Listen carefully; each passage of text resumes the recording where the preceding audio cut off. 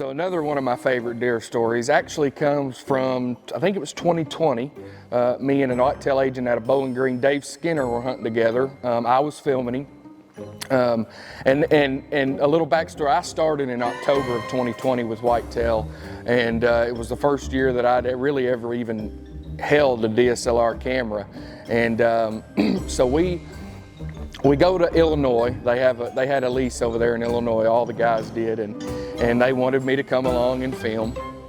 And we get there, and you know, who's going to film who? And I was like, well, I'll go with Dave. I'd been filming him in Kentucky for a couple of days, and so I go along with Dave, and we're sitting there, man. It's a beautiful morning. I mean, there's a little overcast. The deer are moving. We're set up on some CRP brush with a little food plot to our to our right, and we're filming. It's a smaller buck, you know. I think it was probably a yearling 8-point or something like that. Super small. You could tell it was a young deer.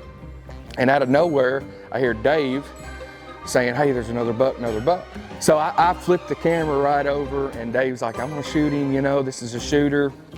And now keep in mind, and this is important for the rest of the story, I am calm, cool, and collected.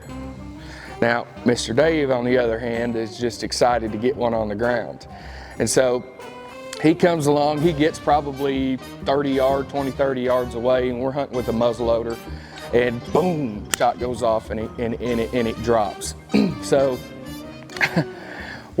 he gets down, it dropped, he gets down. I'm still in the blind filming him. He's going to get the first look at the deer, and he looks up, shoots it again. He looks up and looks at me and says, "That wasn't the deer I thought it was."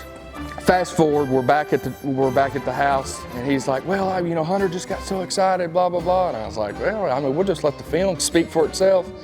And turns out Dave was the one that was heavy breathing, and Dave was the one that was excited. Me, I was calm, cool, and collected. And so I got to prove him wrong on that. Dave, shout out to you. Sorry I'm picking on you, but that's still one of my favorite deer stories today.